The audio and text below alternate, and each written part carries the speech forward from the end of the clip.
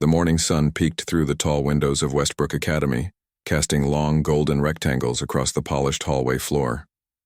12-year-old Mei Lin clutched her worn backpack straps tightly as she navigated the crowded corridor, her eyes downcast. It was her third week at the prestigious art school, and she still felt like a fish out of water. Unlike most students who had been accepted based on years of formal training, Mei had earned a rare academic scholarship. Her family had moved from their small apartment across town so she could attend, her parents beaming with pride even as they worried about fitting in among families with much deeper pockets. The lunch bell rang, and students poured from classrooms into the hallways. Mei followed the crowd toward the cafeteria but stopped when she heard music drifting from an open door. The sound pulled her like a magnet. She peered inside to see the school's music room, a large space with rows of chairs, instrument cases, lining the walls, and in the center a magnificent grand piano. Several students had gathered there instead of heading to lunch. Mei recognized them immediately as the popular crowd, the ones with designer clothes and confident smiles who seemed to float through school life with ease. They laughed and chatted as they took turns at the piano. Mei slipped inside and found a spot near the back wall, placing her lunch bag on her lap. She hoped nobody would notice her. From her hidden corner she watched in awe. A girl with perfectly braided hair played a complex piece that Mei recognized as Chopin. Her fingers moved with practiced precision across the keys while her friends nodded approvingly. When she finished, they applauded and she gave a little bow before rejoining the group. "That was amazing, Lily," one boy said. "Your recital next month is going to be perfect." Lily smiled, tucking a strand of hair behind her ear. "My piano teacher says I still need to work on the middle section, but thanks." Next, a tall boy with wire-rimmed glasses took his place at the bench. Before playing, he announced, "This is what I'm preparing for my conservatory audition next year." His performance was even more impressive, something fast and complicated that made Mei's eyes widen as she tried to follow his quick-moving hands. Mei unwrapped her sandwich and took a small bite, trying to stay invisible. She'd never had a real piano lesson in her life. The only reason she knew anything about music was because of her grandmother. Before she passed away last year, Grandma Ling had lived with Mei's family. In their tiny apartment had been her most prized possession, an old upright piano with yellowed keys and slightly out-of-tune strings. After school, while Mei's parents worked late shifts, Grandma Ling would sit with Mei at that piano. "Music is not just in the notes on paper," her grandmother would say in her gentle voice. "It lives in your heart first, then finds its way to your fingers." Without formal lessons or sheet music, Grandma taught Mei to play by ear. They would listen to songs on the radio, and then try to recreate them together on the old piano. Mei discovered she had a gift for remembering melodies after hearing them just once or twice. Her grandmother called it her special ear. When Grandma Ling died, the piano went to a cousin with more space. Mei hadn't touched a keyboard since. Now, watching these students with their years of formal training, Mei felt a familiar ache. She missed the piano, she missed her grandmother, and she felt more out of place than ever. "Hey, you there, are you in this class?" Mei jumped, realizing a girl was speaking to her. The music had stopped, and several heads had turned in her direction. "No," Mei stammered, gathering her lunch things quickly. "I was just listening. Sorry." "This room is for music students during lunch," said the girl who'd played Chopin. "Not for random people to hang out in." Mei's cheeks burned. "I'll go." "Wait," said another student, looking at Mei more closely. "Aren't you that scholarship kid? The one who got in for academics, not arts?" The way she said it made scholarship sound like a dirty word. Mei nodded slightly, wishing she could disappear. "So, you don't even play an instrument?" asked the boy with glasses, his tone a mixture of surprise and dismissal. Mei started, then stopped. What would she say? That she used to play on an old piano with her grandmother but had never had a proper lesson? That seemed even worse than admitting she didn't play at all. "I thought so," said Lily with a small laugh. "This is an arts academy. Most of us have been playing since we were 5. My parents got me a private instructor who trained at Juilliard," added another girl, flipping her long hair over her shoulder. May stood up, clutching her lunch bag. "I'll eat somewhere else." "Good idea," said Lily, turning back to her friends. "The beginner practice rooms are down the hall if you ever decide to learn something." Their laughter followed May as she hurried out the door. She found an empty bench in a quiet hallway and sat down, her appetite gone. This was how most days had been since starting at Westbrook, a constant reminder that she didn't belong. The scholarship covered her tuition, but nothing else. Her parents had scraped together money for the required uniform, but hers was secondhand. She couldn't afford the extracurricular programs or the fancy supplies other students took for granted.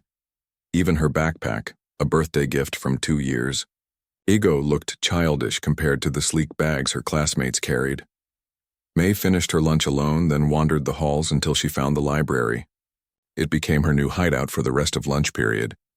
At least among books, nobody questioned whether she belonged.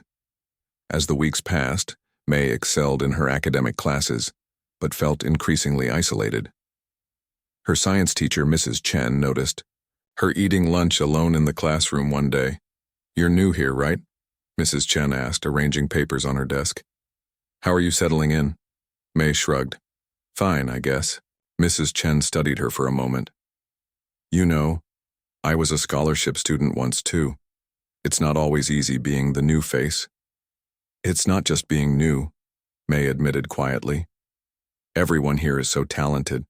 They all play instruments or dance or paint amazing things. I'm just ordinary." "Ordinary?" Mrs. Chen raised an eyebrow. "Your test scores and essays suggest otherwise, but I understand what you mean about the arts. Have you tried joining any of the beginner programs?" May shook her head. "They cost extra." She didn't need to explain further. Mrs. Chen's understanding nod said she got it. "Well, the school has resources for all students," Mrs. Chen said. "The music rooms are open to everyone during free periods, not just the advanced students. The instruments are there to be used." The thought of returning to that room where she'd been humiliated made May's stomach tighten. "I don't know how to play anything properly." "Everyone starts somewhere," Mrs. Chen said with a kind smile. "And between you and me, some of our most technically proficient students lack something important: heart. They can play all the right notes but miss the music entirely." The conversation stayed with May for days afterward. Each time she passed the music room, she slowed down, drawn to the sounds coming from inside. Sometimes she'd peek through the small window in the door, watching students practice. Her fingers would twitch at her sides, remembering the feel of piano keys. One Thursday, nearly 2 months into the school year, May arrived early for her afternoon classes. The hallways were quiet, most students still at lunch. As she passed the music room, she noticed the door was slightly ajar. Pausing, she glanced inside. The room was empty. Sunlight streamed through tall windows, illuminating dust particles dancing in the air, and there in the center stood the grand piano with its lid propped open, looking like a magnificent black bird with its wings stretched toward the ceiling. Before she could talk herself out of it, May slipped inside, gently closing the door behind her. The room smelled of wood polish and something else. Possibility. She approached the piano slowly, as if it might vanish if she moved too quickly. When she reached it, she ran her fingertips lightly across the cool, smooth surface. This was no ordinary instrument. The school's pride and joy was a Steinway concert grand, the kind featured in professional recordings and prestigious concert halls. May had only seen pianos like this in videos or magazines. She set her backpack down and carefully slid onto the bench. It felt both foreign and familiar at once. The polished black and white keys stretched before her like an invitation, or a challenge. May placed her hands in position the way her grandmother had taught her. The keys felt different from the old upright, more responsive, waiting eagerly for her touch. She pressed one key gently, and a clear, perfect note rang out, filling the empty room. For a moment, May just sat there listening as the sound faded. Then, slowly, she began to play a simple melody her grandmother had taught her, a folk song from the old country. Her fingers remembered the pattern, finding the notes as if guided by an invisible hand. The piano responded to her touch with a richness that the old upright never had. Each note sang pure and true. May closed her eyes, losing herself in the memory of afternoons with Grandma Ling, the comforting smell of jasmine tea and the joy of discovering music together. She didn't notice the door opening behind her, didn't see the group of students returning early from lunch, stopping short at the sight of her, the quiet scholarship girl, sitting at their piano. "What do you think you're doing?" came a sharp voice. May's eyes flew open, her hands freezing, above the keys. Slowly, she turned to see Lily and her friend standing just inside the doorway, staring at her with a mixture of surprise and disdain. And in that moment, everything was about to change. May's heart pounded as she stared at the group of students standing in the doorway. Lily stepped forward, her eyes narrowing. "Asked what you think you're doing," she repeated, crossing her arms. May scrambled to her feet, nearly knocking over the piano bench. "I'm sorry, You were just touching a $100,000 piano without permission," said the boy with glasses, his voice sharp with disapproval. "Do you have any idea how delicate these instruments are?" "I didn't hurt it," May said quietly, her cheeks burning. "I was only playing a little." Lily let out a short laugh. "Playing? Is that what you call that?" She turned to her friends. "Did you hear her? That wasn't even a real piece." "It was just a folk song my grandmother taught me," May said, wishing her voice wouldn't shake. "Obviously," said another girl, rolling her eyes. "This isn't some community center where people bang around on keyboards. This is a serious music program." May grabbed her backpack, desperate to escape. "I'm sorry, it won't happen again." "You bet it won't," said Lily, stepping aside to let May pass. "Stick to your books, scholarship girl." The group's laughter followed. May, as she hurried from the room, tears stinging her eyes. She ducked into the nearest bathroom, locked herself in a stall, and pressed her hands against her mouth to muffle her sobs. When the bell rang for afternoon classes, May splashed cold water on her face and took several deep breaths. She could get through this day. She could get through this school year. She just needed to keep her head down and stay away from the music room. For the next 2 weeks, May did exactly that. She found new routes to her classes to avoid passing the music room. During lunch, she hid in the library or sat alone in empty classrooms. Her parents noticed her quietness at home but attributed it to the adjustment of attending a new school and the pressure of maintaining her scholarship grades. One rainy afternoon, May stayed late to finish a science project. The hallways were mostly empty as she packed up her things. Thunder rumbled outside and rain lashed against the windows. She'd have to wait for the downpour to ease before walking to the bus stop. Wandering the quiet corridors, May found herself drawn once again to the music wing. She told herself she was just killing time, but her feet seemed to have a destination in mind. Before she knew it, she stood outside the main music room. The room was dark, everyone gone for the day. May tried the handle, expecting it to be locked, but the door swung open. She hesitated for just a moment before slipping inside. In the dimness, with only the gray light from the stormy sky filtering through the windows, the grand piano looked like a sleeping giant. May set down her backpack and approached it slowly. She should turn around and leave. She should remember the humiliation from 2 weeks ago. Instead, she sat down at the bench. This time, she didn't immediately touch the keys. She simply sat there, listening to the rain drumming against the windows, feeling the emptiness of the room around her. Then, almost of their own accord, her fingers reached for the keys. She began with the same folk song, the one that had gotten her into trouble before. But this time, with no audience to judge her, she let the melody grow and change. Her grandmother had taught her to improvise, to let the music flow naturally from one idea to the next. As her confidence built, her playing became more expressive. Outside, the storm intensified. Inside, May lost herself in the music, her fingers dancing across the keys as memories of her grandmother washed over her. "You play from your heart," Grandma Ling used to say. "That's something no teacher can give you." May hadn't believed her then. How could playing without proper training be worth anything? But now, alone with this magnificent instrument, She understood. The music pouring from her fingers might not be perfect or technically advanced, but it was honest. It was hers. She didn't hear the door open, didn't notice the figure standing in the shadows, listening.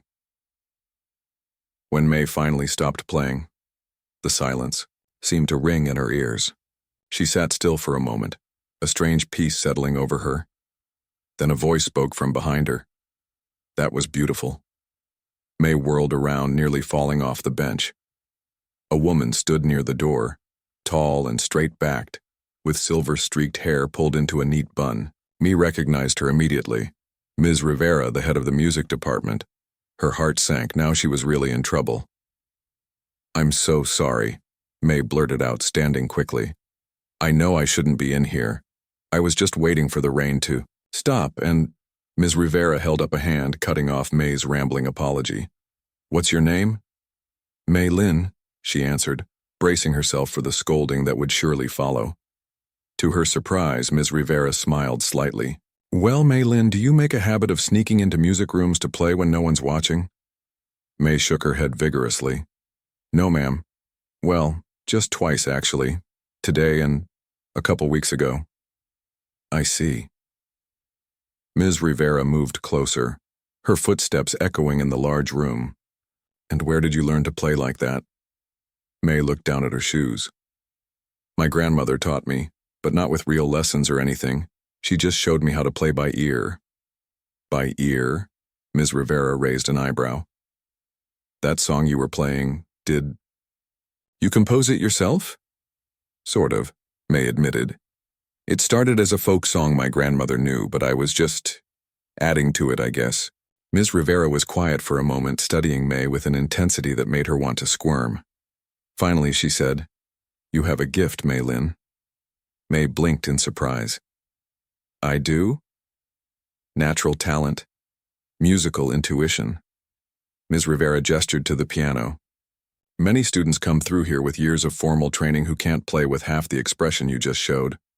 May couldn't believe what she was hearing. "But I don't know how to read music properly.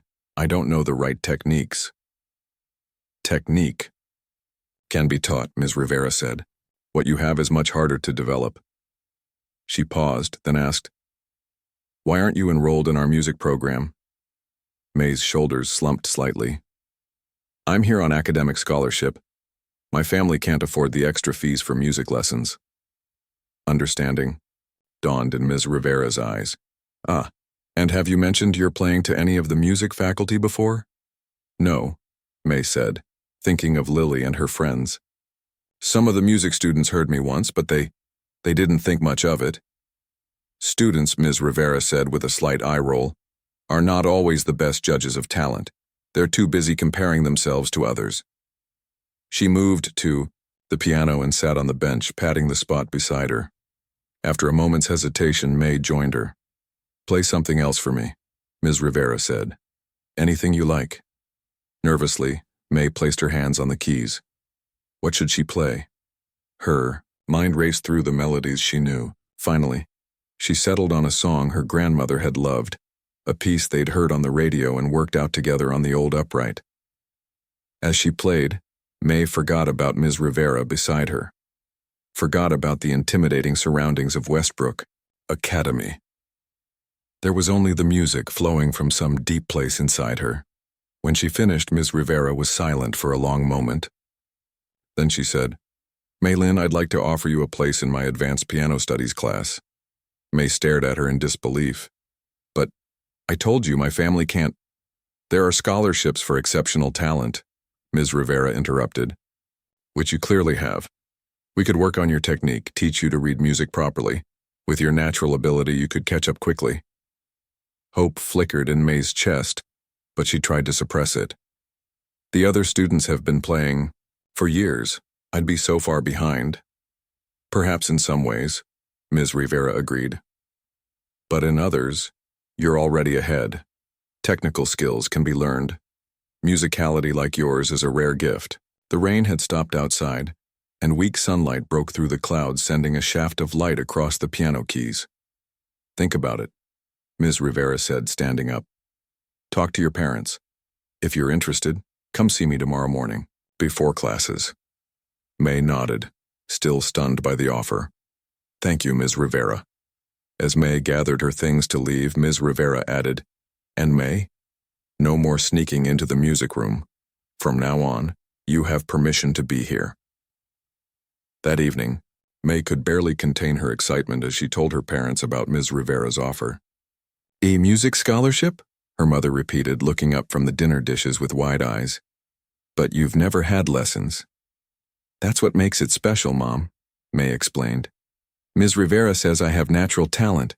She thinks I could catch up. Her father frowned slightly. We always thought you enjoyed playing with your grandmother, but we never imagined. Grandma knew, May said softly. She always told me I had a gift. Her parents exchanged looks across the small kitchen. We want you to have every opportunity, her father said carefully. But we don't want you taking on too much. Your academic scholarship has to come first. I'll work twice as hard, May promised. I won't let my grades slip. Her mother dried her hands on a dish towel and came to embrace May. Your grandmother would be so proud, she whispered. The next morning, May arrived at school an hour early. Her stomach fluttered with nerves as she approached the music department office. What if Ms. Rivera had changed her mind? What if this was all some kind of mistake? Taking a deep breath, May knocked on the door. Come in, called Ms. Rivera's voice. May stepped inside, clutching the straps of her backpack. Good morning, Ms. Rivera. I talked to my parents and I'd like to accept your offer. Ms. Rivera smiled, a warm, genuine smile that transformed her serious face. Excellent. We'll start right away. She handed May a folder. Here's the paperwork for the scholarship application. Have your parents fill it out and return it tomorrow. May took the folder, still hardly believing this was real. Thank you so much for this chance. Don't thank me yet, Ms. Rivera warned, though her eyes twinkled. I'm a demanding teacher. We have a lot of work ahead of us. As May left the office, she felt lighter than she had in months. For the first time since coming to Westbrook, she had a place where she might truly belong. What she didn't know was that her real test was still to come. News of May's special scholarship spread through Westbrook Academy like wildfire. By lunchtime the next day, whispers followed her down the hallways. Some students were simply curious. Who was this quiet girl who had caught Ms. Rivera's attention? Others, particularly those in the music program, were skeptical and even resentful. She can't even read music, May overheard one boy saying as she passed the practice rooms. How did she get into Rivera's advanced class? For 2 weeks, May divided her time between her regular classes and private lessons with Ms. Rivera. These sessions were intense. Ms. Rivera was indeed a demanding teacher, but May soaked up everything like a sponge. She stayed late after school practicing scales until her fingers ached, studying music theory until the notes and symbols began to make sense. Your technique needs work, Ms. Rivera would say, adjusting May's hand position on the keys. But your ear is exceptional. Most students take years to develop the kind of musical instinct you already have. At home, May practiced on a small electronic keyboard the school had loaned her. It was nothing like the grand piano at school, but it allowed her to drill the exercises Ms. Rivera assigned. Her parents watched her dedication with a mixture of pride and concern. Don't push yourself too hard, her mother would say, bringing May tea as she practiced late into the evening. Remember your other studies. I won't let you down, Mom, May would reply, returning to her scales and arpeggios with renewed determination. After 3 weeks of private instruction, Ms. Rivera decided it was time for May to join the regular, advanced piano class. You're ready, she told May. Your progress has been remarkable. May wasn't so sure. The thought of playing in front of the other students, especially Lily and her friends, made her stomach knot with anxiety. But she trusted Ms. Rivera's judgment. The following Monday, May arrived at the music room for her first group class. She was early, hoping to slip in quietly and find a seat in the back. But Lily and several other students were already there, gathered around the grand piano. They fell silent when May entered, all eyes turning to her. The tension in the room was thick enough to cut with a knife. "Well, look who it is," Lily said finally, her voice cool. "Ms. Rivera's special project." May clutched her new music books tighter against her chest. "I'm just here for class," she said quietly. A boy named Damon snorted. "Right. The class some of us have been working to get into for years while you waltz in after what, a month of playing?" "That's not fair," May said, finding a bit of courage. "I've been playing since I was little, just not with formal lessons." "Playing," Lily repeated with a dismissive gesture. "Banging out folk tunes isn't the same as studying classical piano." Before May could respond, other students began filing into the room, followed by Ms. Rivera. The teacher's presence immediately changed the atmosphere, and everyone quickly found their seats. "Good morning, everyone," Ms. Rivera said briskly. "As you've probably heard, we have a new student joining our advanced class. Maylin has been taking private lessons with me to get up to speed, and she's shown remarkable aptitude." Several students exchanged skeptical glances. Ms. Rivera either didn't notice or chose to ignore it. "Today we'll continue our preparation for the winter showcase," she continued. "Lily, since you'll be performing the Chopin Nocturne, why don't you play it for us first? Let's hear your progress." Lily moved confidently to the piano, arranging her sheet music with practiced precision. Her performance was technically flawless. Each note perfectly placed, each dynamic shift executed with textbook accuracy. When she finished, Ms. Rivera nodded approvingly. "Very nice technical work, Lily. For next time, I'd like you to think more about the emotional arc of the piece. Remember, Chopin's nocturnes are meant to evoke the mystery and tranquility of night." Several other students performed their showcase pieces, receiving similar critiques from Ms. Rivera. May watched and listened, increasingly intimidated by their skill and experience. What was she doing here? She'd never even performed in front of an audience before. "May," Ms. Rivera said finally, "I know you haven't chosen a showcase piece yet, but I'd like the class to hear what you've been working on. Would you play the Bach invention we've been practicing?" All eyes turned to May as she slowly made her way to the piano. Her legs felt like jelly and her hands were clammy with sweat. She could feel Lily's cold stare on her back as she sat at the bench. The Bach piece was the most challenging music May had ever attempted. Unlike the flowing, intuitive melodies she naturally gravitated toward, Bach's invention was structured and precise, with complex interweaving lines between the left and right hands. May placed her hands on the keys and began to play. Almost immediately, she made a mistake, her fingers stumbling over an unfamiliar pattern. She stopped, took a deep breath, and started again. This time she made it further, but the pressure of performing in front of the class, in front of these students who had years of training, was overwhelming. Her mind went blank in the middle of a passage and she froze. The silence that followed seemed endless, then someone snickered. "This is what got her into advanced piano?" Damon Stage whispered, just loud enough for everyone to hear. Heat rushed to May's face. She stared at the keys, unable to continue, unable to look at anyone. "That's enough, Damon," Ms. Rivera said sharply. "May is still learning this piece. We all start somewhere." "Some of us started a decade ago," Lily muttered, earning a few appreciative chuckles from her friends. Ms. Rivera gave them a stern look before turning back to May. "Why don't you play something you're more comfortable with? Perhaps one of your improvisations?" May shook her head slightly, wanting nothing more than to disappear. But Ms. Rivera's encouraging nod gave her a flicker of courage.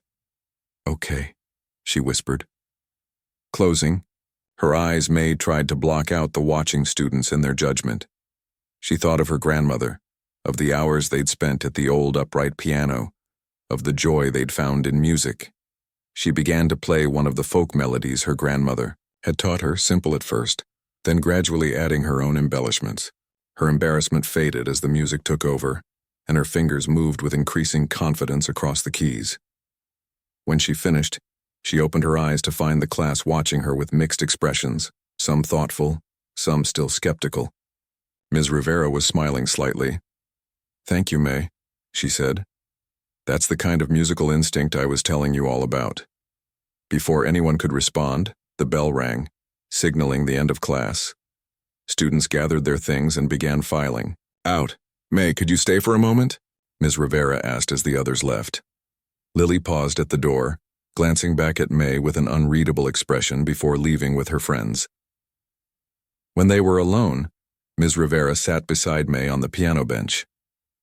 That didn't go quite as I'd hoped, she admitted. May stared at her hands. I don't belong here. They're all so much better than me. Better at reading music, yes. Better at playing Bach, certainly, Ms. Rivera agreed. But music isn't just about technical skill, May. It's about communication, about touching people's hearts. And you have that gift, naturally. But the showcase will be a challenge, Ms. Rivera finished for her. But it's also an opportunity. The winter showcase isn't just for classical performances. There's room for different styles, different approaches. She studied May thoughtfully for a moment. What if you performed one of your improvisations? Something that plays to your strengths while you continue developing your classical technique? The idea was both thrilling and terrifying. In front of the whole school, and parents, and the board of directors, yes, Ms. Rivera said with a smile. It would be unusual, but that's not a bad thing. May bit her lip, considering. Do you really think I could do it? I know you could, Ms. Rivera said firmly. But it would take courage, and a lot of work between now and then. As May walked to her next class, her mind was spinning. Part of her wanted to quit the music program altogether, to go back to being invisible. But another part, the part that came alive when she played, couldn't let go of the chance to prove herself. She was so lost in thought that she didn't notice Lily and her friends until she nearly walked into them. They were clustered in the hallway outside the science lab, and they fell silent when they spotted May. Look, it's Rivera's pet project, Damon said with a smirk. How's it feel to be a charity case? May tried to walk past them, but Lily stepped into her path. We've all worked for years to get where we are, Lily said, her voice low and intense. Years of lessons, competitions, practice until our fingers cramped. And you think you can just skip all that because you can. Play some folk tunes by ear? I never said, May began, but another girl cut her off. The winter showcase is a big deal. College scouts come, sponsors for the music program, and now Rivera wants to turn it into amateur hour? You're making us all look bad, Damon added. If you had any respect for real musicians, you'd drop out now. May looked from one hostile face to another, her throat tight with unshed tears. These weren't just mean kids. They were talented musicians who had dedicated their young lives to their craft. Maybe they were right. Maybe she was making a mockery of everything they'd worked for. I heard you can't even read music properly, another boy said with a laugh. What are you going to do at the showcase? Hum along until you figure out the notes? Their laughter felt like physical blows. May pushed past them and hurried down the hallway, their words echoing in her ears. By the time she reached her next class, she'd made a decision. After school, she would tell Ms. Rivera she was quitting the music program. She'd focus on her academic scholarship and forget this brief, humiliating detour into a world where she didn't belong. But life, like music, sometimes takes unexpected turns. May spent the rest of the school day in a fog. The words from her textbooks blurred before her eyes, and her teachers' voices seemed to come from far away. All she could think about was the humiliation in the music room and Lily's cutting remarks in the hallway afterward. When the final bell rang, May gathered her courage and headed toward the music department. She would tell Ms. Rivera that she was quitting. It was the sensible thing to do. She didn't belong in the music program. Everyone could see that. As she approached Ms. Rivera's office, she heard piano music coming from the main music room. May paused, listening. Someone was playing Chopin, probably Lily, practicing for the showcase. The performance was technically perfect, each note precisely placed. May was about to continue to Ms. Rivera's office when she noticed something about the playing. Despite its technical perfection, it felt empty somehow, like a beautiful painting that captured every detail, but missed the soul of its subject. Without really meaning to, May found herself drawn to the music room door. She peered through the small window to see Lily at the piano, her back straight, her hands moving efficiently across the keys. Ms. Rivera stood nearby, listening with a slight frown. When Lily finished, Ms. Rivera sighed. "Lily, you've memorized every note perfectly. Your technique is flawless. But you're not connecting with the music." Lily's shoulders stiffened. "I don't understand what you want from me. I've played it exactly as written." "That's just it," Ms. Rivera said gently. "Chopin didn't just want his music played, he wanted it felt. This nocturne is about longing, about the quiet beauty of night. It should sound like a dream." "I've been practicing this piece for months," Lily said, frustration edging her voice. "I don't know what else to do." Ms. Rivera was quiet for a moment, then asked, "Why did you choose this piece, Lily?" The question seemed to catch Lily off guard. "Because it's advanced. Because it will impress the scouts from the conservatory." "But does it move you?" Ms. Rivera pressed. "When you play it, does it make you feel something?" Lily stared at the keys, not answering. "Music isn't just about impressing people with technical skill," Ms. Rivera said softly. "It's about communication, about sharing something meaningful with your audience." May backed away from the door, her mind spinning. Everything Ms. Rivera was saying to Lily echoed what her grandmother had taught her years ago. "Play from your heart, little one," Grandma Ling would say. "The notes are just the beginning." Instead of going to Ms. Rivera's office, May found herself wandering to a small practice room at the end of the hall. It contained only an upright piano, not nearly as grand as the one in the main room, but still far nicer than anything she'd played on before coming to Westbrook. May sat at the bench and placed her hands on the keys. She began to play. Not Bach, not Chopin, but one of her grandmother's melodies. As she played, she thought about Lily and the other students. They had everything she lacked: years of training, technical skill, confidence. But maybe, just maybe, she had something they were missing. The melody shifted under her fingers, growing into something new. May closed her eyes, letting the music take her where it wanted to go. She thought about her first weeks at Westbrook, the loneliness, the feeling of not belonging. She thought about her grandmother, about the joy they had found together at their old piano. All of these feelings flowed into the music. She didn't hear the practice room door open, didn't notice Ms. Rivera standing there, listening. When May finally stopped playing, the silence seemed to ring in her ears. Then she heard a soft voice behind her. "So this is where you disappeared to." May turned to see Ms. Rivera leaning against the doorframe, a thoughtful expression on her face. "I was coming to talk to you," May said quickly. "About quitting the program?" Ms. Rivera raised an eyebrow. "And now?" May looked down at the piano keys, considering. "I don't know." Ms. Rivera came into the room and sat beside May on the bench. "I heard about what happened after class today. Lily and her friends had no right to speak to you that way. But they weren't wrong," May said quietly. "I can't read music well. I don't know proper technique. I don't belong in the advanced class." "You belong exactly where you are," Ms. Rivera said firmly. "Different students take different paths. Some, like Lily, follow the traditional route. Years of structured lessons, theory, technique. Others, like you, come to music more organically." She gestured to the piano. "What you were playing just now. That's why I wanted you in the program. That's what Lily and many of the others are missing. But the showcase will be challenging, yes," Ms. Rivera agreed. "But not because you lack ability. What you played just now would captivate any audience." May shook her head. "It's just improvisation. It's not real music, not like Chopin or Bach." Ms. Rivera actually laughed at that. "Not real music? May, where do you think Chopin's nocturnes came from? His improvisations. Bach was famous for his ability to improvise complex fugues on the spot." She touched one of the piano keys lightly. "All composed music begins as improvisation. The composer simply writes it down so others can play it too. But the heart of music, the part that moves people, that comes from the same place your playing comes from." May considered this, turning the idea over in her mind. "I have a proposal," Ms. Rivera said. for the winter showcase, instead of trying to play a classical piece like the others. What if you performed one of your improvisations in front of everyone? May asked, her stomach nodding at the thought. Yes, but with preparation, Ms. Rivera explained.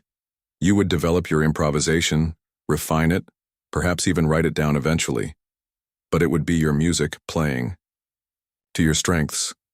The idea was both terrifying and exhilarating. Do you really think I could do that? I know you could, Ms. Rivera said. And more importantly, I think it's what you need to do. Not just to prove yourself to the others, but to honor your own musical journey. For the first time since the disastrous class, May felt a flicker of hope. Okay, she said. I'll try. Ms. Rivera smiled. Good. Now, let's hear that piece again from the beginning.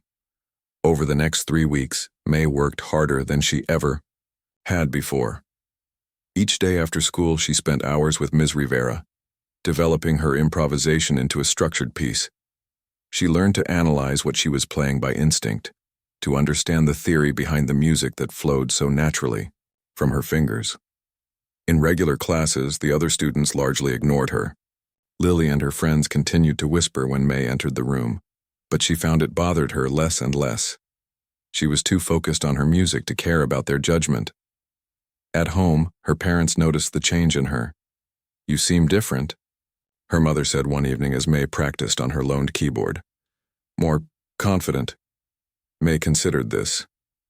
I think I'm finding my place, she said finally. Not where everyone expected me to be, but where I belong. The night before the showcase, May could barely sleep. Tomorrow she would perform in front of the entire school, parents, faculty, and even representatives from music conservatories and arts foundations. The thought was enough to make her stomach churn with anxiety. She slipped out of bed and sat at her keyboard, putting on headphones so she wouldn't wake her parents. Her piece was ready. She had played it hundreds of times by now. Ms. Rivera had helped her refine it, shape it, even write it down, though May still played it from memory and heart, rather than from the written notes. As she played in the darkness of her bedroom, May thought about how far she had come. 3 months ago, she had been the invisible scholarship girl, trying desperately to blend into the background. Now she was about to put herself center stage, sharing the most personal part of herself with hundreds of people. The next day passed, in a blur.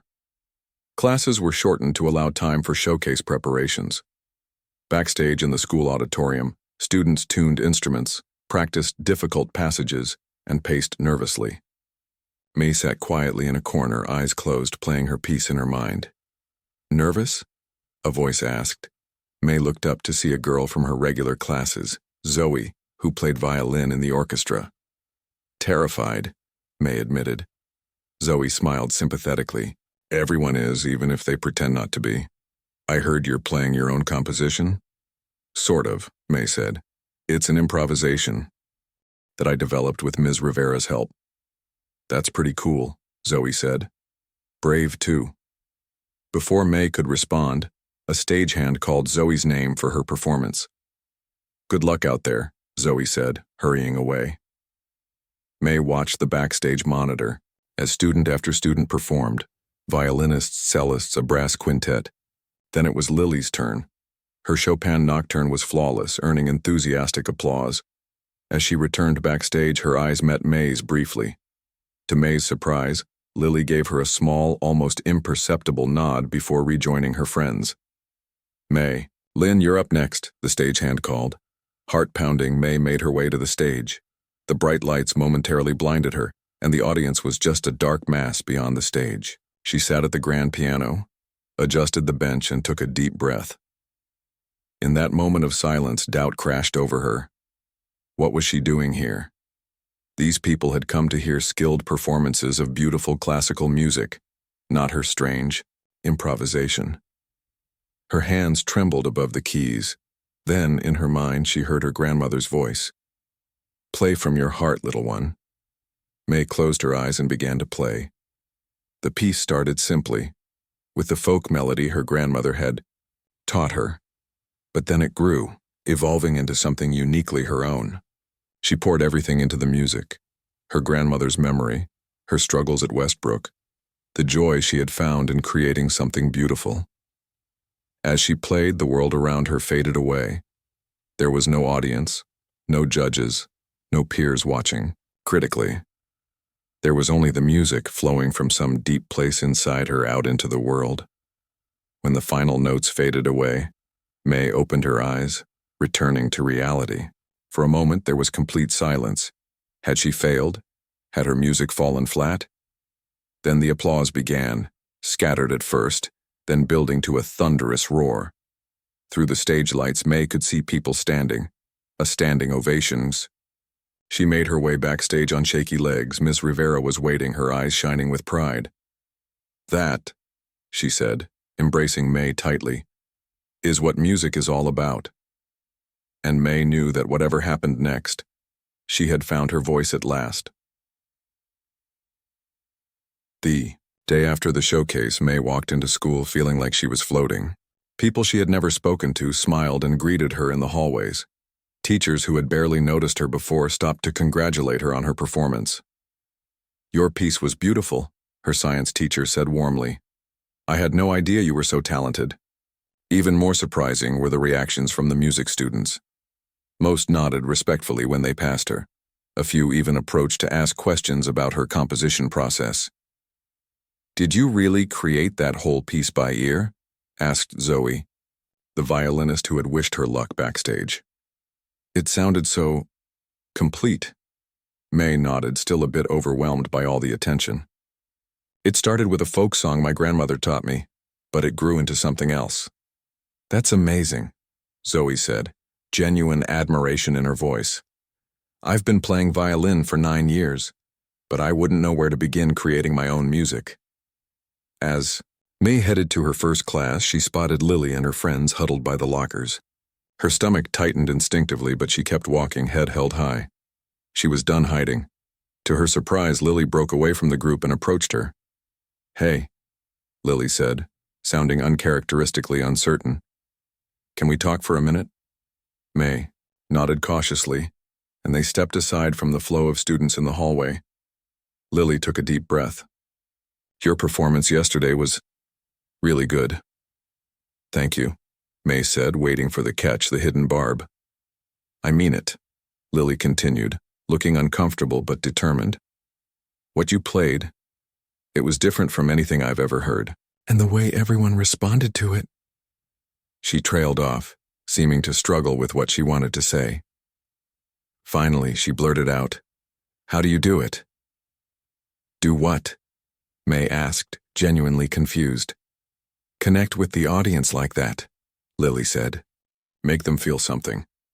Ms. Rivera keeps telling me my playing lacks emotion, but I don't understand what that means or how to fix it." May stared at Lily in amazement. This girl who had been so dismissive, so confident in her superiority, was asking for her advice? "I don't think it's something you can just fix," May said slowly. "It's about feeling the music yourself, I guess. When I play, I'm not thinking about the notes or the technique. I'm thinking about what the music means. To me, what feelings it brings up." Lily frowned slightly. "But how do you know what a piece is supposed to make you feel?" "You don't," May said. "It's what it actually makes you feel that matters. That's what you share with the audience." The warning bell rang, and students around them hurried to their classrooms. "I should go," Lily said. "But maybe we could talk more sometime about music?" May nodded, still a bit stunned by this turn of events. "Sure, anytime." As Lily walked away, May felt a small but significant shift in her world. She wasn't just the scholarship girl anymore, or even the girl who had surprised everyone at the showcase. She was becoming someone with something valuable to offer, even to those who had once looked down on her.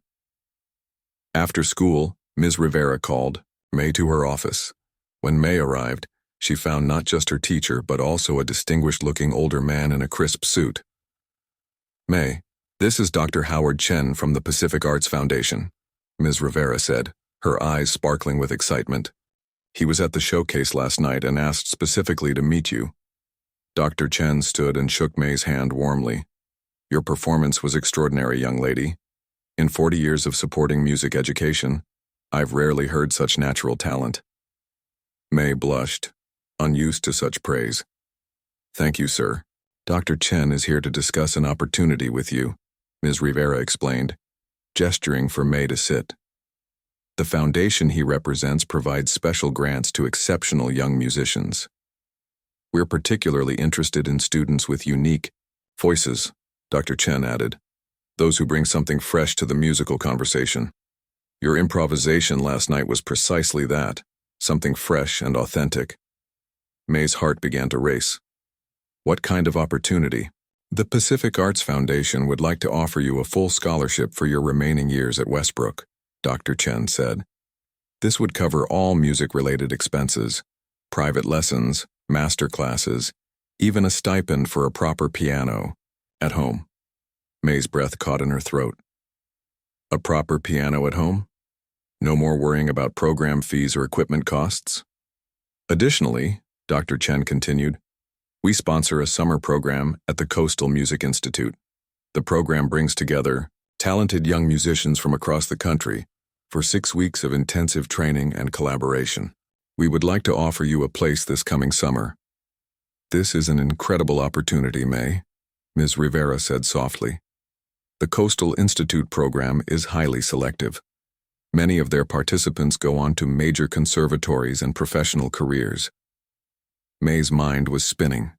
Just months ago, she had been trying to blend into the background, convinced she didn't belong at Westbrook. Now she was being offered opportunities she had never dreamed possible. "I don't know what to say," she managed finally. Dr. Chen smiled. "You don't need to decide about the summer program right away, but I do have the scholarship paperwork with me if you and your parents would like to review it." "They're going to be so happy," May whispered, tears pricking at her eyes. "My dad has been working extra shifts to help with my school expenses." After Dr. Chen left, May remained in Ms. Rivera's office, still trying to process everything. "Knew your performance would impress people," Ms. Rivera said, "but even I didn't expect such an immediate response. Dr. Chen rarely attends student showcases personally." "I keep feeling like I'm going to wake up," May admitted. "Like this is all some elaborate dream." Ms. Rivera leaned forward, her expression serious. "It's not a dream, May. It's what happens when someone with genuine talent finds the courage to share it with the world. But this is just the beginning." "What do you mean?"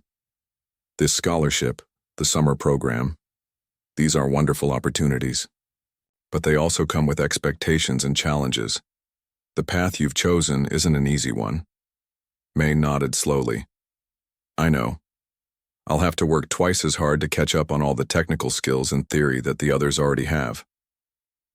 "Yes," Ms. Rivera agreed. "But you'll also face a different challenge, maintaining your unique voice while you acquire those skills. Many young musicians get so caught up in technique that they lose the very thing that made their playing special in the first place." "Like Lily," May said, thinking of their conversation that morning. "Exactly like Lily," Ms. Rivera said with a sad smile. "She's been trained since she was 4 years old. Her technique is impeccable, but somewhere along the way she forgot that music is about communication, not just perfect execution. She asked me for advice today," May said, still finding it hard to believe. "About connecting with the audience." Ms. Rivera's eyebrows rose in surprise. "Did she? That's unexpected, and quite hopeful, actually. Perhaps you've already begun to make an impact here, beyond your own success." That evening, May could barely contain her excitement as she showed her parents the scholarship paperwork. Her mother cried when May told them about the piano stipend, and her father kept reading the same paragraph over and over, as if afraid he'd misunderstood. "Your grandmother always said you had a gift," her mother said, wiping away tears. "She would be so proud to see you now. I wish she could have been there," May said softly. "At the showcase, I was playing her song. She was there," her father said, squeezing her shoulder. "In your music." The following Monday, a small, upright piano was delivered to May's apartment. It wasn't as grand as the one at school, but it was leagues better than the electronic keyboard she'd been practicing on. More importantly, it was hers. That afternoon, Damon stopped her in the hallway between classes. His usual smirk was gone, replaced by an uncomfortable expression. "Hey," he said awkwardly. Some of us are getting together after school to practice. Chamber music. Ms. Rivera suggested we ask if you'd like to join. May blinked in surprise. Chamber music, but I've never... It's just for fun, Damon said quickly. Nothing formal. And Ms. Rivera thought, well, she thought your improvisation skills might add something interesting to the mix. May studied his face, looking for any sign that this was some kind of trick or joke. But he seemed genuine, if uncomfortable. Okay, she said finally. I'll come. The small practice room was crowded with instruments and musicians when May arrived. Zoe was there with her violin, along with a cellist, a flutist, and to May's surprise, Lily. We thought we'd try a Mozart piece first, Zoe explained, handing May some sheet music. But then maybe we could experiment a bit. Ms. Rivera said you might have some ideas for how we could create something new together. As they began to play, May at first felt out of her depth. The others moved through the Mozart with practiced ease while she struggled to keep up with the unfamiliar notation. But then as they transitioned to more experimental territory, something shifted. May suggested a simple theme, playing it softly on the piano. Zoe picked it up on her violin, adding her own flourishes. One by one, the others joined in, each bringing their own interpretation to the melody. What emerged was a unique musical conversation, sometimes harmonious, sometimes challengingly dissonant, but always alive and evolving. By the time they finished, all 5 students were grinning at each other in amazement. That was incredible, the cellist breathed. I've never played anything like that before. It was like we were making something bigger than any of us could make alone, Lily added, a new light in her eyes. As they packed up their instruments, making plans to meet again later that week, May felt a sense of belonging she had never experienced before. She had found her place, not by trying to be like everyone else, but by bringing her unique gifts to the table and inviting others to join her. Walking home that evening, May thought about how much had changed in just a few months. She had arrived at Westbrook feeling like an outsider, convinced she didn't belong. Now she understood that belonging wasn't about fitting into someone else's mold. It was about having the courage to be yourself and finding the people who valued what you had to offer. As she approached her apartment building, May could already hear the piano waiting for her upstairs. There were new melodies forming in her mind, waiting to be explored. And this time she wouldn't be playing alone.